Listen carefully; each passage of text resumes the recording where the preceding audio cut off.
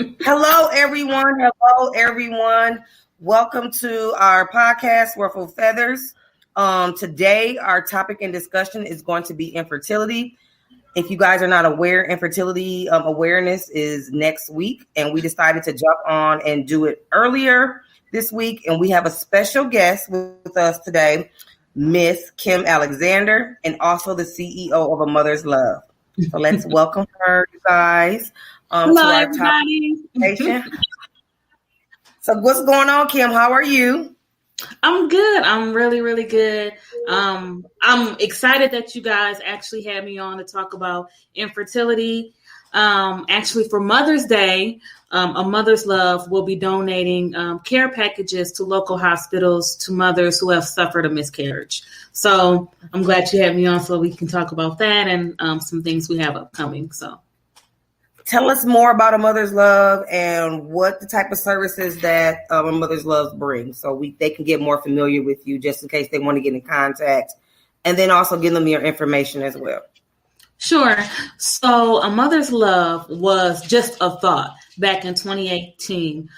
So I suffered several miscarriages, and throughout those miscarriages, you kind of felt hopeless or lost because you don't bring that baby home with you. And leaving the hospital wasn't like they were providing me with anything, any pamphlets, anything to just to help me throughout the process. So it was, like I said, it was a thought in 2018.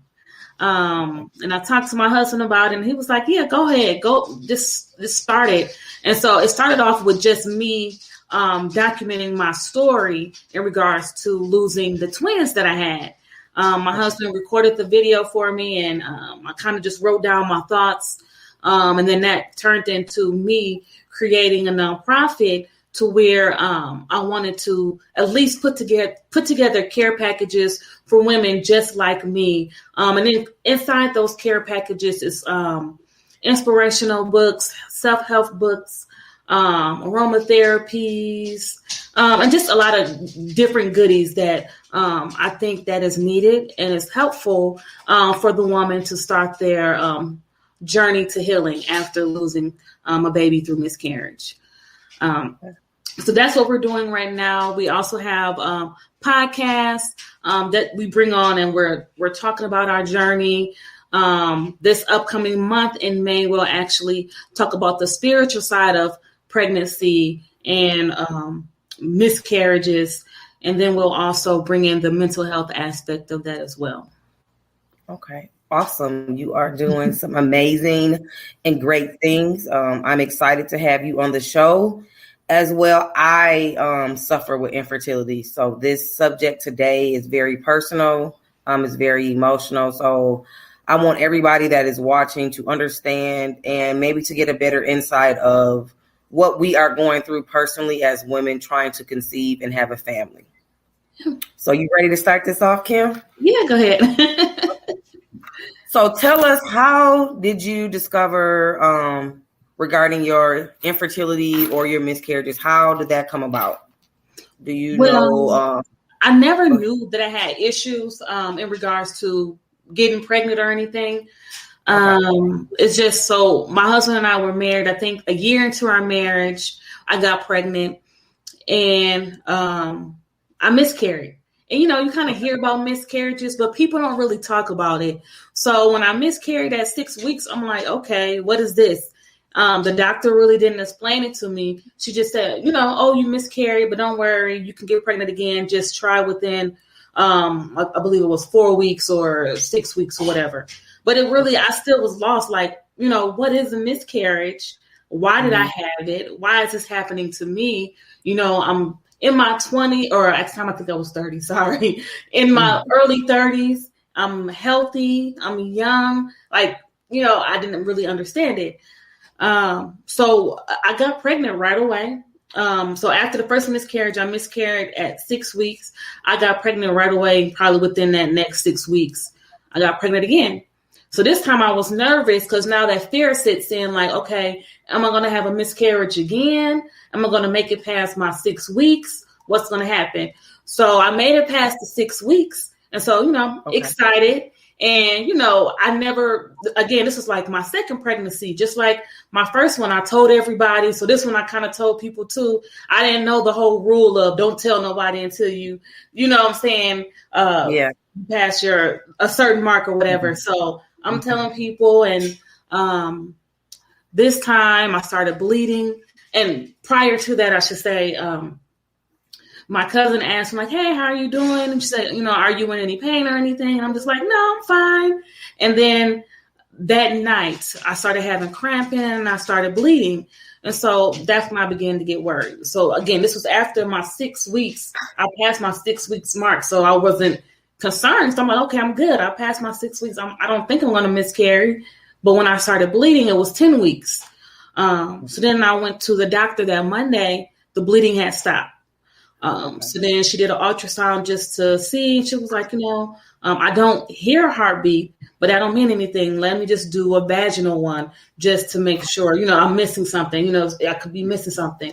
And so then when she did the vaginal, the baby was on the screen, and then there was no heartbeat at that time. So then she was like, I'm sorry, there's no heartbeat. And then she goes into talking about, well, since you're this far along, you will have to have surgery to have the baby removed. And I'm still like in shock of the fact that she just said the baby don't have a heartbeat. You know what I'm saying? So it was just like going from one extreme to the next, because now you're talking about surgery. What's a good day for me to have a surgery? And, I really wasn't trying to hear that. So we had she made the appointment, and it was a week out. So I carried the baby for a whole nother week. Even though the baby didn't have a heartbeat or anything, I carried the baby for a whole nother week, knowing that, okay, in a week, I'm going to have surgery to have the baby removed. So would that be considered like a stillborn? No, because it was only 10 weeks. I was only 10 weeks. So after that, it took a while for me to get pregnant again. However, I did go to a fertility clinic this time. And I just wanted them to just check to make sure everything was okay, that there was no issues that was causing me to miscarry. So they did a lot of tests, checking my tubes just to make sure there was no blockage or anything in that. And everything looked good. But this time I did have them assist me in getting pregnant. So they just took my husband's sperm and just inserted inside of me. And so I was able to get pregnant, but this time I was pregnant with twins. Right away, one of the twins was kind of smaller than the other one. So they said, this twin A may or may not make it just because the yolk is just a little bit smaller. And so, it didn't bother me because I'm like, okay, if I lose one baby, I'll still have another baby. So, it didn't bother me. I was like, okay, I'm fine with that. So 6 weeks passed, that nervousness went away. Around 8 weeks, went to see the doctor, because at this point I was considered high risk, so I was seeing the doctor every week. So this week, at 8 weeks, I went to see the doctor, and the doctor was like, oh, I'm sorry, baby A don't have a heartbeat. But we kind of knew that that baby would pass anyway. So she said, don't worry about it. The baby will stay inside of you and just dissolve. So it will not affect your other baby or your pregnancy. The baby will dissolve and kind of just disappear on its own. So I'm like, okay, that's fine. So I wasn't worried because the other babies still looked good, had a strong heartbeat and everything. So when we get to 10 weeks, go to the doctor. And my husband had just got back into town, so he wasn't able to make the other 2 appointments that I had. So this would be his first time making these appointments. And so when he got back into town, I'm excited, and we go, and then the doctor looks, and she said, oh, I'm sorry, I don't see a heartbeat. So here we are again. So at this time, this is a whole different doctor. I switched OBs at this point. And so when she said that, I kind of laughed. I'm like, girl, quit playing. Because I'm thinking, she's joking. And she was like, no, I'm serious. I don't see a heartbeat for this baby. She was like, let me just call in somebody else to just check. And so she called in someone else. They checked. They didn't see a baby, or they didn't see a heartbeat. And so then they checked to see if maybe it was blood around the baby that caused, the baby's heart to stop or whatever, but they didn't see any blood.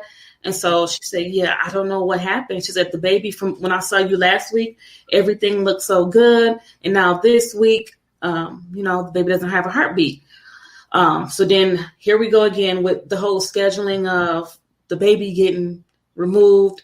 So we scheduled that appointment. And so when it was time for the baby to get removed, I just asked the doctor at least one more time just to check to make sure that they didn't have a heartbeat. She checked, and again, there was nothing. So at that point, I'm just like, Lord, why does this keep happening to me? We had the baby removed, and I had a rough time when I lost the twins.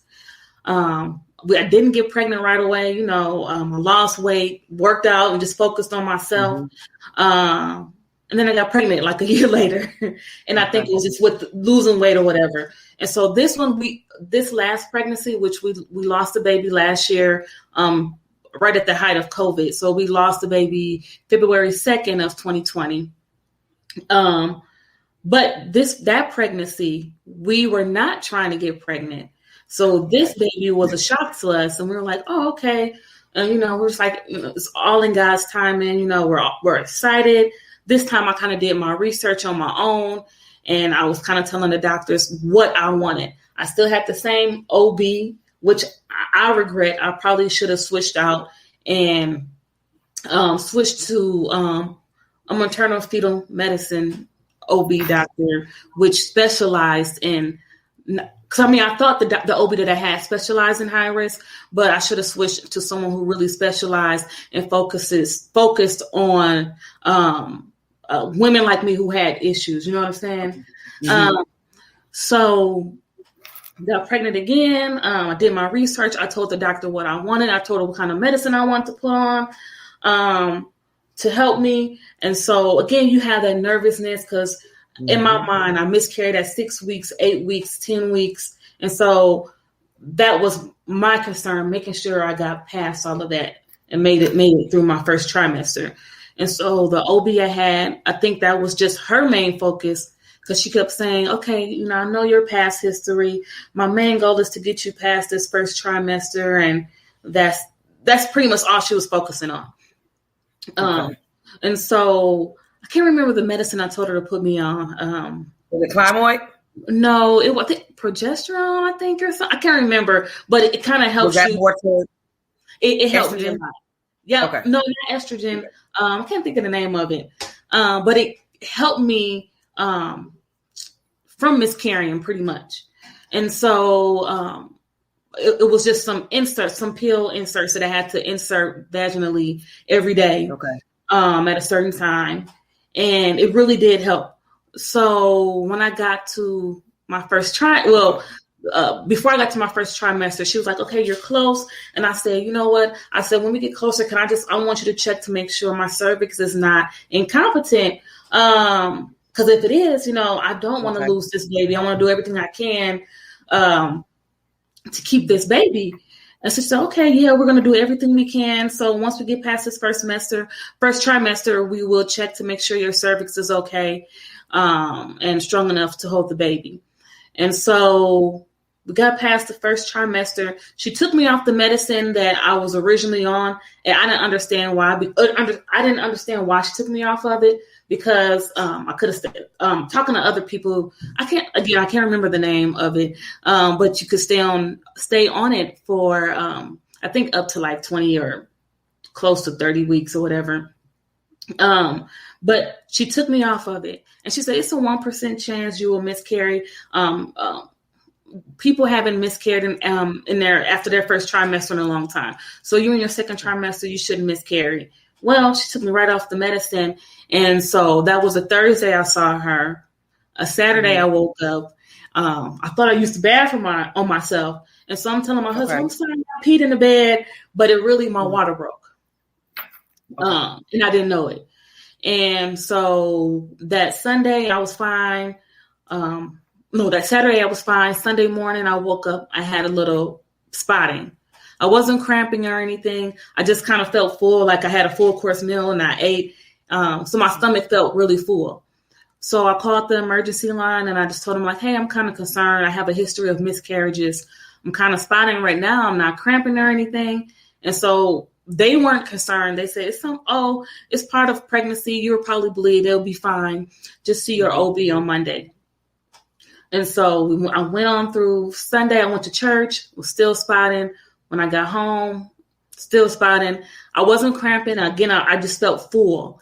And later that night, I just told my husband, I'm like, you know what? Take me to the hospital, take me to the ER, because something is not right. Even though I'm not cramping, I'm still spotting and I feel just very full. So we went to the ER and they checked me in. I went to the room and the nurse was like, well, before we do anything, we'll do an ultrasound, but let's just get a urine sample. So I'm like, okay. So I left out the room, went to the bathroom, used the bathroom. And while I'm using the bathroom, I could feel something coming out. And so I'm thinking it was a clot or something. So I kind of just put my hand down below just to see what it was. And as I was putting my hand down below, I started to see the legs and the hands. And I lost it. At that point, I started screaming. And so the baby ended up falling in the toilet. And I didn't even look. I pressed the emergency button at that point. And I remember the nurse coming in and she was like, what's wrong? And I couldn't even talk at that time. I just pointed to the toilet and then she was like, oh, it's okay. It's okay. You know, I'll get the baby. And so she got the baby, kind of wrapped it up. And she helped me to the room. And so my husband was in the room and he was like, what happened? I heard you screaming. And so then the nurse had to explain to him, you know, she lost the baby. And then at that point, I think my husband and I we both broke down because at that time we thought like, you know what, this is it. This is something that we weren't expecting. You know, we got pregnant out the blue and, you know, we did everything right. We're living like how we're supposed to live. And it was just horrifying. Like it was just, I don't know, it was like a nightmare. And just for that one quick moment, my husband and I looked and we just was like, we had to be that 1%. You know, like the doctor talked about, only a 1% chance. And it's like, we had to be that 1% to where, you know, we miscarry in the second trimester. Mentally, it was hard. Because, you know what I'm saying? Because you plan your life, you grow up and all, you know, as a woman, you grow up and say, you know, I want these amount of kids. I want to get married at this time. So when that time comes and it doesn't happen, it's like, man, what's wrong with me? Why do I keep going through this? You know what I'm saying? Like, I'm doing what I'm supposed to do. I don't smoke. I don't drink or anything like that. And I'm not knocking anybody who does that. So, but just for me, knowing that I know I live a healthy life and I'm knowing I'm not doing anything to hurt my body. So, you know, how come we keep going through this? And so literally for a moment while I was in the hospital, I'm like, Lord, I'd rather just be with my babies. And that's a hard thing to say, but you know what I'm saying? Like, keep losing baby after baby after baby. It's like, you know what I'm saying? Like, why keep going through that? You know what I'm saying? But that was only for a quick moment. But I had to recall to my mind. I mean, if you're not spiritual, it will be hard for you to get through the process. You know what I'm saying? I had to recall to my mind of the dreams that God showed me, showing that my husband and I would have a baby. Even when we lost the twins, in a dream, he showed me that it would be okay because he showed me having a baby, watch a baby play in a playpen and holding the baby. So I know that it would happen. It's just, it wasn't the time yet. And I just believe that each and every time I miscarried, it was for a reason. God was protecting me from something because we never know what our body is going through. Even this last pregnancy, being pregnant during COVID, who knows? I could have lost a baby and I could have lost myself, you know, could have lost my life, you know, carrying a baby during this whole pandemic. So, I mean, I'm just very thankful for God even allowing me to get pregnant going through the process and just being a testimony for somebody else that can help them get through. So, I mean, I'm not stopping. So we're still trying, and we're believing that God will make a way. So I commend you, Kim. I know this is how me and you bonded, actually how we met, because our spouses are best friends. So we met, but we connected on a different level due to what we experienced. I currently have, it's called POX, but it's polycystic ovary syndrome, and I have suffered miscarriages. It's very hard. It's draining.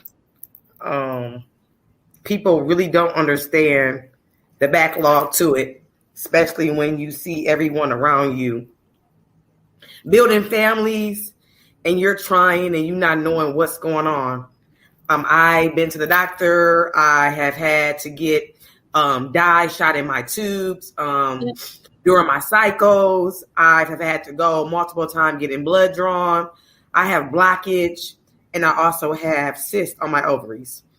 And what that does is it stops the estrogen from producing from your fallopian tubes to your organs. And sometimes I'm in so much pain where I can't move. I'm depressed because it caused depression. My weight fluctuates up and down. It's just an ongoing roller coaster. You know, people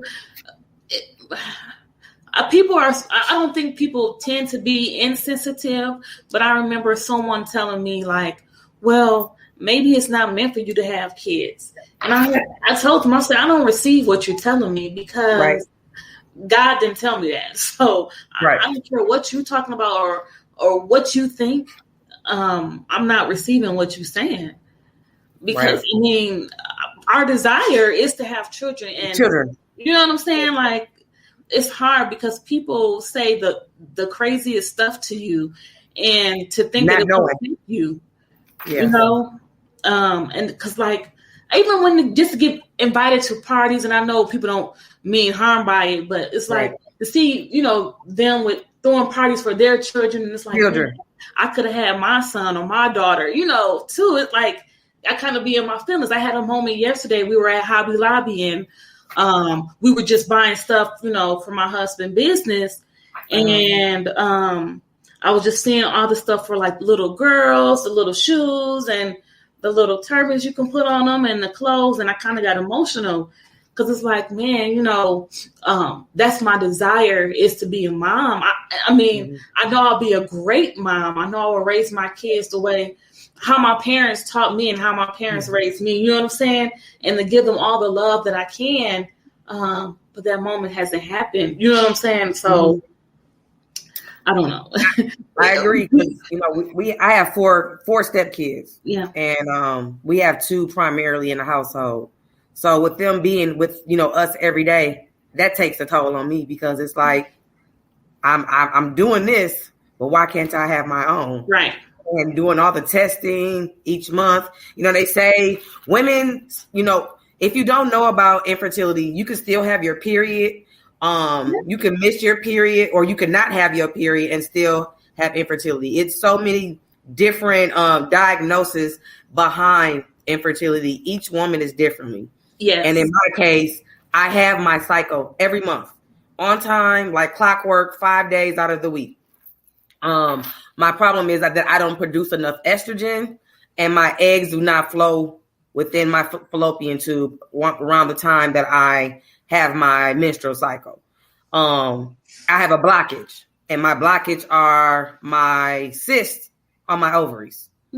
So my cysts can erupt at any time. Any given time I can have cysts. I have polyps. So right now I have maybe 5 on one side and 2 on the other. And within just a couple of days, I was in pain because my cyst erupted.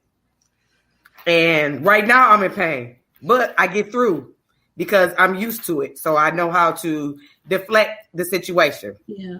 I have to make an appointment again next week so I can go in and get checked because sometimes what women don't know, when you have miscarriages, you have to go get a DNC. Yes. And they have to check something inside of you to clean you out to make sure that you're still healthy. Those are so painful. Those are very painful. And if you don't have the right people behind you, you will lose your mind. Yes. It's been times where I've cried myself to sleep. It's been times where I just shut down. It's been times where I don't even like seeing pregnant women because I feel like, what did I do wrong in life for me not to able to conceive? You know, I thought maybe once I get married, you know, a lot of things would change. But I felt like this topic right here is very important and needed. I pray more.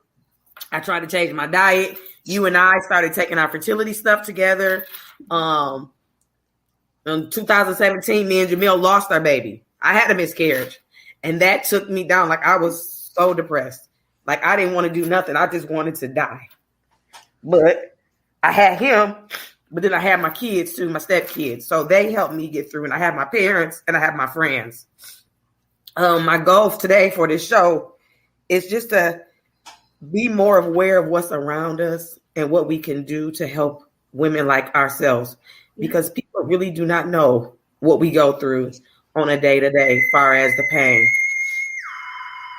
And I definitely think that it's a topic that has to be talked about more because people don't talk about it. They shy away from it. Some people think it's embarrassing to talk about. But I mean, through this journey, I found out that so many women had miscarriages that I didn't even know about. Yes. So it's definitely a topic that we need to talk about. Before we go any further, I know there's a foundation that I just found it through social media, just doing my research. It's called CADE Foundation, CADE, CADE Foundation, and they give grants to women to help them on their fertility journey. So if you want to get fertility treatment or anything like that, they give out grants to help you along the way. So if anyone's listening, definitely go check them out. I think they put up an application just recently for women to apply who is having infertility issues, so they can give out the grants. And it's very expensive to go in to have these treatments done, and your insurance does not cover that. No. That is one thing that me and Jamil tried. Even when we went to go get our blood drawn and things of that nature, we had to pay out of pocket, and that gets very expensive. So a lot of people eat vitro, like you said, the insemination, that stuff is not covered by insurance. So a lot of that stuff, when people are going in to spend their time and money and energy on that and they're let down, I fully understand where they're coming from, because people exhaust all their means. Yes. Financially, physically, emotionally, just to have that love that they desire. And sometimes it does not always go as planned. It could be, a good timing, and it could be a bad timing. But most of the stories that I read, it's been more of bad timings because they had to do it more than once. Yeah. And I know we talked about adoption and a surrogate, but all that is expensive. It's very expensive. And like you said, your insurance won't cover it. So it's just a lot of people opt out of doing those two things. Yeah. But I don't know. I know we're going to get through. I know it's going to happen for you and I and for other women too. Like I said, I just really think it's a topic that needs to be talked about more. Because like I said, people are, when people have or when women have miscarriages, it's like, what is that? Like, what are you talking about miscarriage? Because it's not talked about. Not even when you go to your doctor visit or you just, regular. It's not something regularly talked about. So. Yeah, me and Jamil suffered, it's been 2 miscarriages. We had the one in 2017, and then we had one the year before last. And I totally just disconnected from life as itself. I feel like there was no hope for me. It was a lot of things that I had to do different. I also had I had a hormonal breakout due to the stress from my infertility. Like, my skin had gotten really, really bad. I was taking medicine that the doctors had prescribed to me so I could obtain it, but my body was rejecting it so bad that my skin started to show on the outside. So I had to stop doing that. And after that, Kim, in all honesty, like I really gave up on just having a baby. Like it's, I'm just like, if it happens, it happens, because I feel like I'm tired of being let down. I'm buying pregnancy tests every month. I'm excited. I'm eager. I want to tell my family, tell Jamil, you're going to be a dad. But then it's like I get my cycle. Then I'm like, I'm let back down again. So I mentally just stopped doing so many things when it comes to that aspect. I bought the fertility stuff and I stopped taking it because it's like I didn't even get the response that I wanted. Maybe if I would have took it longer, I could have got it. But when you're so used to being let down in that particular situation, you just say, hey, forget it. And that's where my mind is right now. Like, if I have one, I'm blessed. But I just said, maybe it's not for me, But I have been doing a lot of more research. But it's the more research I get, the harder and more emotional it becomes, because it's like, oh, I have this. I did this already. Now what else do I have to do? Then it's like, well, let me run more tests. How many more tests do I have to take? Right. So that it gets just very discouraging. Praying more. I'm working on believing more. I'm really trying to do, but just having a better faith in that aspect. I think that's something that I need to do when it comes to the infertility thing. I talk about it, but then I don't talk about it because I get very emotional because I see others around me who have children, and I'm just sitting here like, dang, where did I go wrong?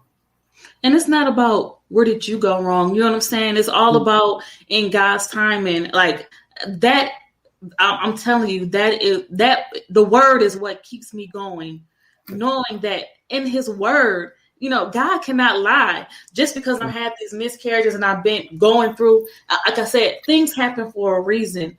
But I just look at it as I got through each and every time. You know what I'm saying? And I'm not trying to make this about, church or whatever. Yeah. But like I said, God is the one that really helped me get through, because there was a moment when I just felt like, I'd rather just be with my babies as opposed to just being here if I keep miscarrying. But I had to recall to my mind how good God has been to me and how he got me through each and every time. So this is just a light thing to him. You know what I'm saying? I know that I can get pregnant because in his word, he showed it. So, I think we just got to trust and believe and hold on to God's word, knowing that he's going to do exactly what he said he's going to do, and for that, that's why I really created A Mother's Love, because some women may not know how to get through, may have a tough time. Their mental may play on them to where they don't know how to cope with the loss.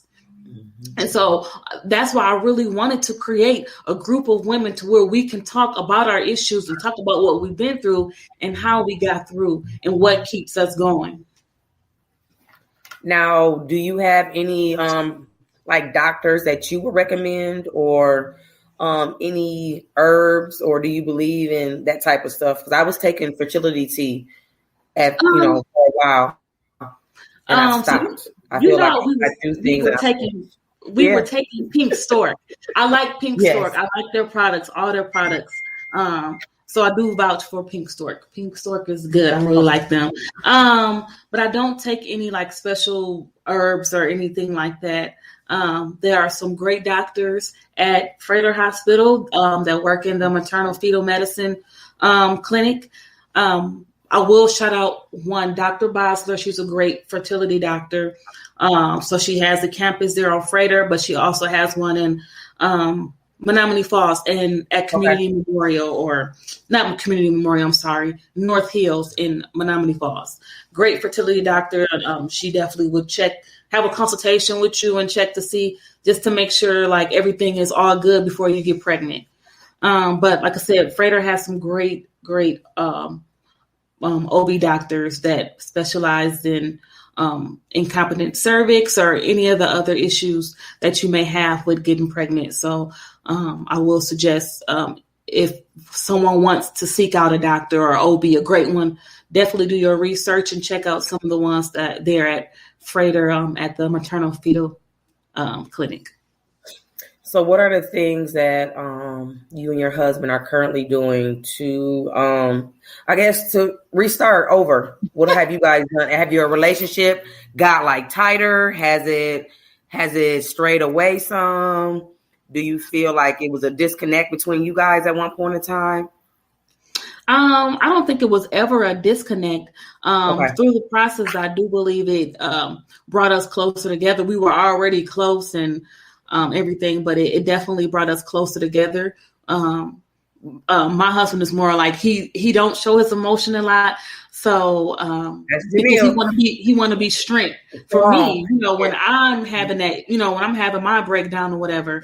But there's moments when he will break down and cry or whatever. But I definitely think that through the miscarriages, it definitely has brought us closer together. We're not actively trying right now. We did talk about if for whatever reason we don't get pregnant or whatever, we'll visit the topic of adoption again. But we do definitely want to have our own. But right now we're not actively trying. So I actually did the adoption thing. This was before me and Jamil, my parents, before they left from out of town. I had got all the paperwork. Mm-hmm. I had submit everything in, and I stopped. I started to feel like, should that be something that I really look into? Because what I was afraid of is eventually, when that child gets older, I'm going to have to tell my child, like, you're not physically mine, biologically. And I felt like, I don't know if I will be able to really do that, because that's going to be an attachment for me. This is something that I really wanted. But then too, I will have to make sure that the child that I do adopt eventually finds out who their family is, because that's going to play a lot of how my child grows up, what type of, mental or conditions they may have physically, emotionally. There'll be only so much that I can have, because I just wanted a little baby. I didn't want a child that was already, developed like a 8-year-old. I wanted something that I can nurture and be a part of growing up, diaper changing, first walks, first words, going to school, like things like that. And I stopped doing all that because that's what I was afraid of. So what would you like if you guys did do the adoption? Would it be a newborn, or would it be more of a child that was just in need of a loving family? I definitely want a newborn, because I don't want to miss those opportunities of, like you said, changing diapers and getting up late at night and stuff like that. So I definitely would want a newborn to start off.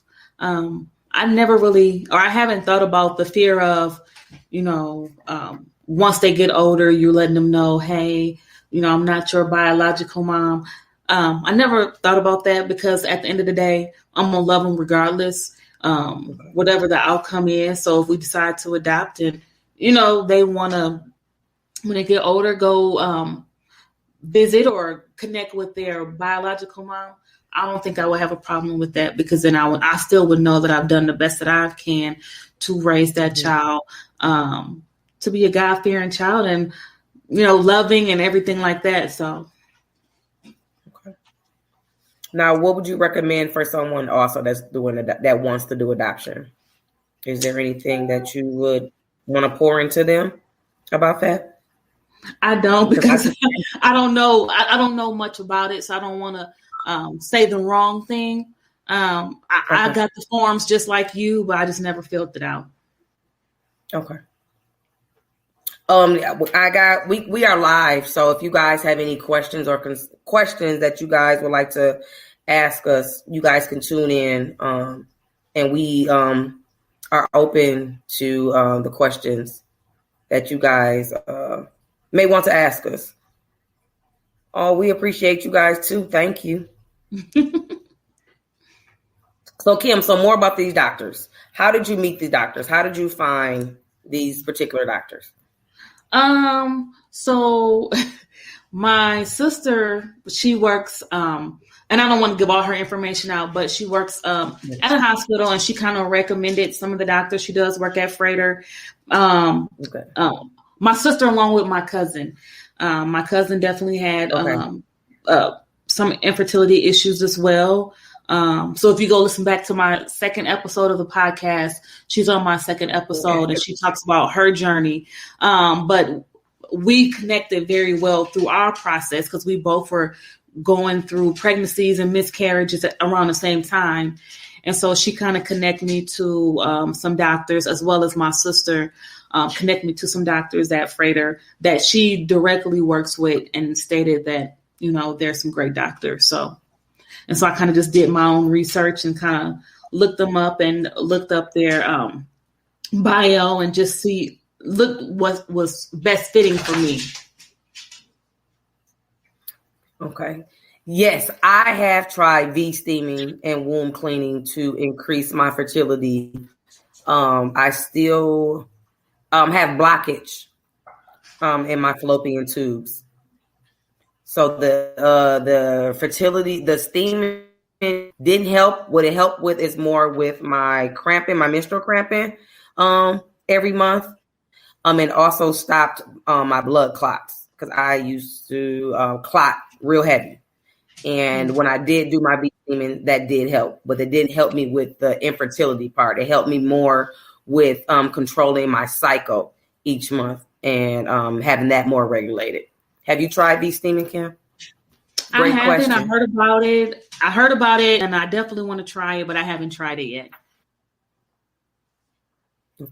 I was doing V-steaming once a month. I did it for maybe 6 months straight.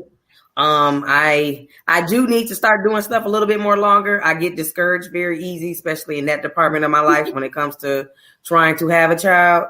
And if I don't get results right away, I get very frustrated. So I probably should have started doing a little bit longer. But yes, it was only 6 months. I also wanted to start doing acupuncture. I looked into doing that for womb stimulation. I'm very afraid of needles, so I bagged back from that. I think it's something that I still want to try eventually, but the V-steaming, I feel like that is a good, and my herbal teas.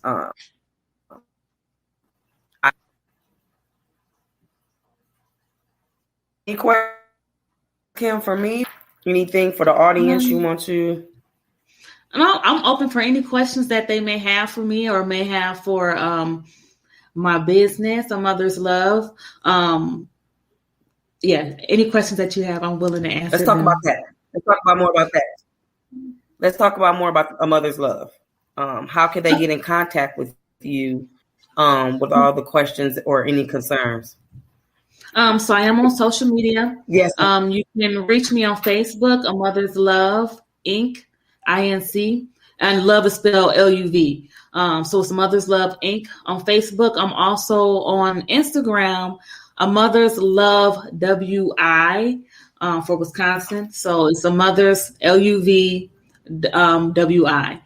I'm also on LinkedIn as well as, I think that's it. Just Facebook, LinkedIn, and Instagram. I also have a webpage, A Mother's Love. And for you guys go ahead, Ray. For you guys that just tuned in, can you tell her can you let them know what A Mother's Love is? Yes. Your organization. So A Mother's Love was created for women just like us who miscarry. We provide care packages to those mothers and donate them to local hospitals. In those care packages, it's just stuff to help them along their healing journey after a miscarriage. We also have a podcast where we talk about stuff just like this, about miscarriages, how it affects your mental health, the spiritual aspect of miscarriages, and so forth. We're looking to expand, so hopefully over the next few years we can create a conference for women where we all can come together and talk about our issues and bring on some doctors to talk about the miscarriages and how you can get fertility treatment, bring doctors to talk about surrogacy, adoption. So that's something to look for in the future. We're trying to get that in the works to happen in a couple of years. So I would love to be a part of that too, Kim. Of course. reaching out to women that have our conditions and that are struggling. My inbox is always open to talk. So I think that'll be super dope for us to do. Absolutely. I see it's a message saying where can they provide information for donations. So if you go to my Facebook page, there should be a link on there that gives you the opportunity to donate to A Mother's Love. Otherwise, you can go to my webpage, which is A Mother's Love Inc. WI.com. And then there's an option for you to be able to donate.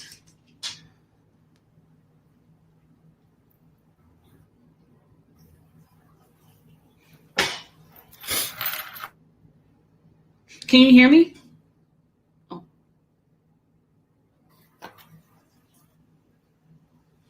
Ray, can you hear me?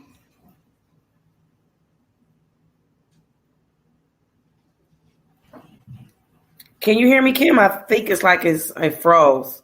Can you hear me? I can hear you. Mm-hmm. Okay, because I can't hear you on your. Okay, there we go. There we go. Looks like we had a small disconnection. Now, you said that you're giving away some Mother's Day baskets for those mothers who have suffered miscarriages. Is there a certain hospital, or how do you get in contact with these type of things? Different hospitals that I just go throughout the city of Milwaukee and just donate several boxes to them, to their maternity ward, or not maternity ward, but just to like the front desk portion to where they can deliver it to the maternity ward. But I also have individuals who work at hospitals that kind of help me out and deliver the baskets for me as well. But if you know someone who suffered a miscarriage, definitely reach out. You can reach out by inboxing me. And if you want them to have a basket or anything like that, I definitely could put a basket together for them. So what all comes in the basket, Kim? Tell us what comes in the basket. The basket varies. It all depends on what the sponsors. I have certain sponsors who donated items. So it can be from aromatherapy type items like candles, lotions, oils, self-healing books, whether it's like hair products, pink stork products. And you know I love my pink stork stuff, so the pink stork products, any comfy like footies, just a lot of stuff just for the woman to help them get through this journey. So now with Pink Stork, let's talk about Pink Stork, because you actually introduced me to Pink Stork. I seen it, but I didn't know exactly what it was. And once I start using it, it's really good. The teas are good. What else did we get, Kim? We got the prenatal vitamins and we got the candy, didn't we? Yes, the candy helps. Yeah. So one of my coworkers put me on a Pink Stork, and we started using it around the same time. And she got pregnant first, and then I got pregnant right after. But I didn't put any thought into it. I was just taking it, taking the teas because I like tea, and the candy was pretty good. So I didn't really think like, okay, this is gonna work or whatever. But we both took it. She got pregnant first, and then I got pregnant right after. And I'm not saying this is like a God sent type of stuff, but I love their teas. It's for women. It was created by women, and it's for women. It's a spiritual based company, and specializes in women and their infertility issues. So they definitely have like prenatal pills, teas, candy that can help you along with the prenatal stuff. They have postpartum tea to help you after you have the baby. And so I actually reached out to them, and they had provided me tea. So once I lost the last baby, they provided me tea. And one thing I forgot to talk about. So when I lost the last baby, again, the doctors didn't tell me like what would happen afterwards, because that was my first time where my water broke and me actually delivering the baby. So I got home, and maybe like a few days later, my breast got really, really hard, and I didn't understand why. Well, the milk was forming. Yeah. And so then shortly after, milk started coming out my breast. And that moment right there alone, I think was the hardest, because I have this milk is developed, is coming out, and I have no baby to give it to. So I think that was the most hard for me at that moment to get through, because it's like, what do I do with this milk? You know what I'm saying? I don't even have a baby, and now I have milk being developed. So that was very, very hard for me. I haven't actually got to that stage, so that's very informative to me. I always get to, I would bleed right away, or I'll miss my cycle, and then I'll clot, and then that's how I will find out if I had a miscarriage or not, because I will be in so much pain more than I would normally have with my cycle. And then I will go to the doctor, and they will say, they'll do your blood levels. That's how they will test to see if it was a miscarriage or not, because that's the first question they ask. And I'll say, yep, I have my cycle, but I was bleeding really heavily. And they'll say, well, your levels is high for estrogen, but you haven't made it this far yet. So it was like, I want to say a prenatal type of thing going on, but I've never got to the point where I can be like, hey, I'm pregnant. Like, I can celebrate that. It's always been, I found out because I had a miscarriage prior to me even knowing that I was pregnant. You was pregnant. Wow. Yeah. So yeah, I think that was probably one of my toughest, just developing the milk, and it leaking out. And I'm like, okay, what is this? And not really realizing it, because I just lost a baby, and, you know, I don't know. That one was really, really hard for me. So. Well, I just want to say I commend you today.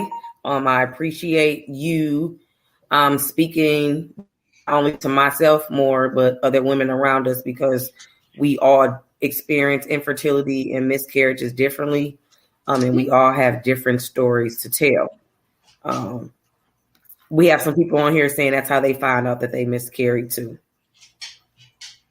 Yeah. Any words of wisdom or advice you would like to give to the women or the families that are listening? Just stay encouraged. Don't give up. This is not the end of it. Just keep the faith. You know, God is a man that he won't lie. So just believe, and everything is in God's timing. Again, just don't give up. Just keep the faith. Do you recommend like any, do you do any studies like on your own?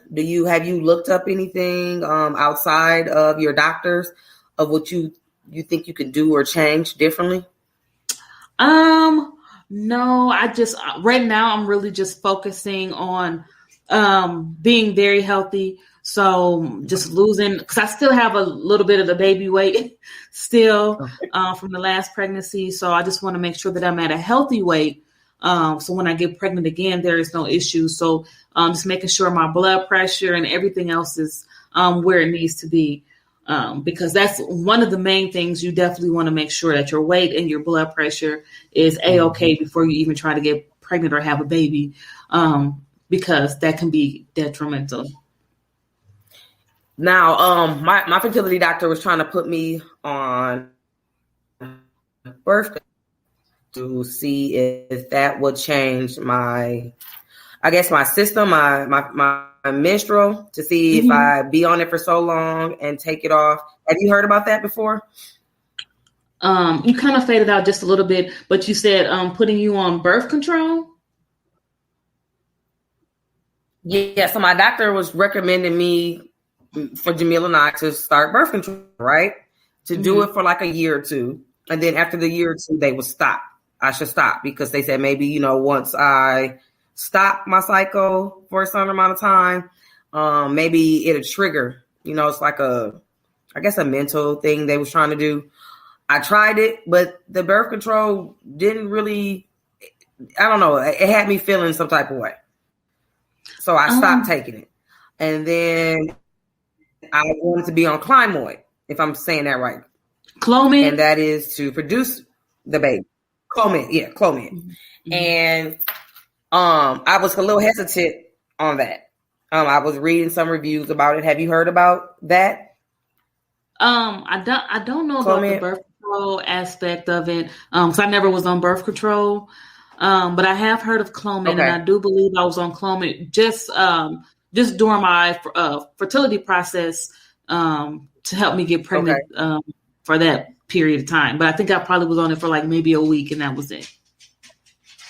Okay. And how did you feel about that? Do you feel like it was something that you would recommend?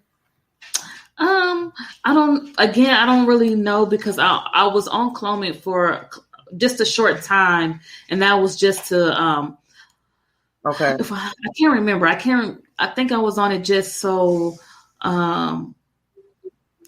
what was it for? I just know it was for my fertility treatment, and it was just only for a period of time, and then I got pregnant right after. So okay. And then what about estrogen? Have they preferred you to take more estrogen, like estrogen shots or anything? No. Okay. Mm-hmm.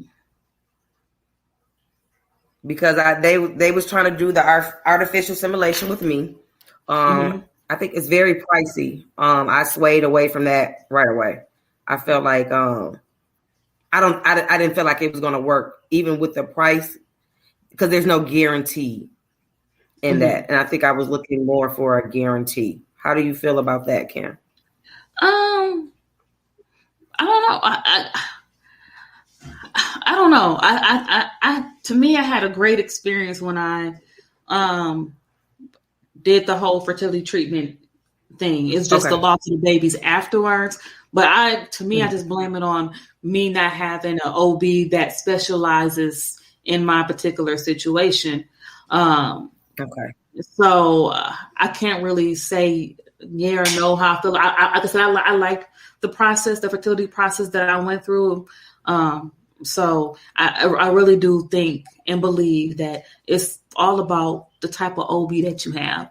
If your OB specializes in your particular situation, because if they don't, right, and if you don't, then they're not going to know, and they're just going to treat you like a normal pregnancy. Yeah, I don't think. I think my next doctor that I go to will be African American.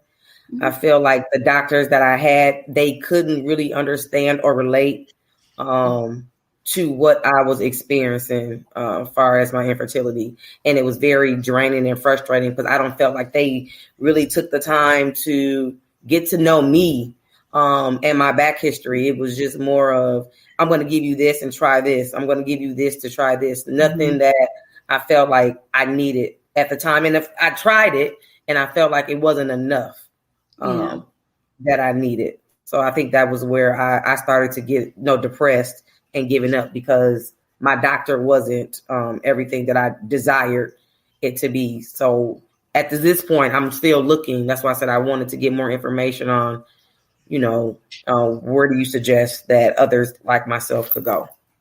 Yeah, you definitely have to do your research in regards to who your OB is, because it makes a world of a difference, because they will fight for you in regards to, what's going on with you and the baby.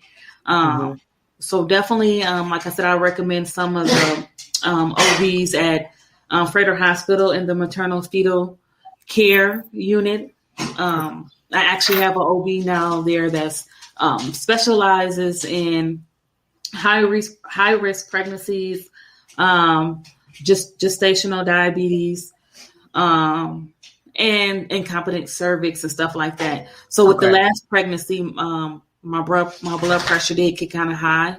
And so now I'm just trying to regulate that so that way I can get pregnant again for next time. So when you mean regulate, is that more of working out, watching what you eat? Yeah. Working out, watching what I eat, but also right now I'm on a pregnancy friendly high blood pressure medicine. So that way it doesn't affect the baby when I do get pregnant. But yeah, I definitely want my blood pressure at a decent level before I get pregnant. So. Okay. I have been working out a little bit more, but my weight seems to fluctuate more. I've been trying to drink a little bit more water. I don't eat vegetables. And I have to, so I'm working. Everybody knows I do not eat vegetables. And my friend Sheena always, and her and Sequoia always say, Ray, once you start eating your vegetables, you'll start getting, you're going to be pregnant. I have to drink my I have to drink it. I cannot physically eat a vegetable. But I've learned certain things gives me chemical imbalances because I have, sometimes I have anxiety attacks real bad. Oh. And I think that sometimes can trigger too what's going on with my body and my mental condition and all that, me being able to bear a child. So I do believe having a healthy body does start first with pregnancy. So I am currently working on that part. And then hopefully by the time me and Jamil gets married, we'll try again to see if that'll happen. Somebody said they heard about with the birth control. Yes, that's what the birth control was more focused on them trying to give it to me for a certain amount of time and then taking me off of it to see will I conceive quicker. And the birth control, it tore me up. It was not nothing good that I can that I was able to do. So I immediately got off of that aspect for trying to conceive. Mm. You guys have any other questions for us? No. Thank you guys. We truly appreciate you. Thank you. Okay. Well, you want to wrap it up, Kim? Oh, sure. Okay. I definitely thank you guys for having me on the show and tuning in, talking about miscarriages. Like I said, it's definitely a topic that needs to be discussed and talked about because a lot of us don't talk about it because we're embarrassed about it or, it's just something that's just not heard of. But right. I'm definitely glad you opened up the forum and so we can have a discussion about it. Again, for those who are inquiring about my nonprofit, I have a nonprofit called A Mother's Love. It's to help women just like Ray and myself who suffer miscarriages. So I donate care packages to local hospitals to help women who may have miscarried. This Mother's Day, I will be donating care packages to local hospitals because at the end of the day, you're still a mother regardless if you miscarry or not. So I definitely want to give care packages to those women. If you know someone who may have suffered a miscarriage, reach out to me, inbox me. I'm on Facebook, A Mother's Love Inc. And I'm also on Instagram at A Mother's Love WI. So love is spelled LUV. You also can reach out to me on my webpage, which is A Mother's Love IncWI.com. There's also an option there for you to donate as well. I also have a podcast for a forum just as this. When we talk about miscarriages, we'll be talking about next month the spiritual aspect of being pregnant and miscarriages. And we will also talk about mental health in regards to miscarriages as well. So again, thanks, Ray, and Ruffled Feathers for having me on a podcast today. I really appreciate it. We appreciate you.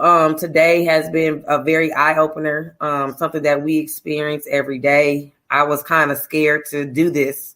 People know what I go through, but not everybody knows. Because it's always when you're going to have kids or why you ain't got no kids, and people don't understand those questions sends triggers right to people. And I think people need to be more aware and cautious of the things that they ask people about that because they're not knowing the back history. Right. So I love what you're doing, Kim, with the Mother's Love. That is something that is heaven sent that I needed. Thank you. Thank you. So thank you, and thank you. You're welcome. Ray, don't start crying again because you're going to have me crying, girl. I'm going to try not to. I think this is well-needed conversation, so I appreciate you and everybody that tuned in today. Thank you, guys. Thank you so much. Thank you guys for tuning in to us. Again, if you guys need any anything from Ms. Kim when it comes to infertility, her organization, please reach out to her. Also, you guys donate to my Mother's Love charity nonprofit organization. She helps women all around to give them that comfort and support that is needed. We appreciate you guys. We love you. And we'll tune in to next week. And hopefully we'll have Kim back on the show again. Thank you, guys.